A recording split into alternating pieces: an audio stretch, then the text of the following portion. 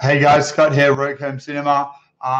As we get different questions and queries and that pop up, we're going to sort of share some information. So today, Acoustic Engineering, we just helped a client out move his existing gear into a new room in a new home. He's pretty excited about the new room because it's a dedicated space. It was already quite dark. It was tucked away from the rest of the home. So it sort of really makes a great man cavey, home theater room, definitely as far as that feel went. But how did the acoustics go? Well, we did initially offer a room design, acoustic engineering solution, so we could actually measure, calculate, and understand what this room was going to be like acoustically before we actually even started planning anything to do with the room. So this wasn't chosen. It was like, you know what, let's just get some stuff happening and we'll just take all the existing equipment from the other house and put it in the new room. And we'll just put it against that wall over there and we'll see how we go. It should be cool, right? Well, it wasn't. So the first comments was, oh my God, there seems to be like a bass dead spot in the middle of the room. And look, this is true for any room. Any length or width of the room is going to have bass energy collide with the walls, rebound back. Most of the energy rebounds back. Not many walls absorb bass or allow bass to pass. So the energy bounces back and ends up colliding, and it's either going to create a peak in some areas or it's going to create a complete. If you have something canceling itself out, if you put more energy in, it will use its same energy to cancel out. And you put less energy in, same result. It's a dead spot, it's a black hole.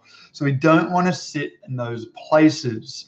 So when it comes to planning a room, the first thing we do is work out where are these major peaks and nulls going to be and make sure the seats aren't going to go there.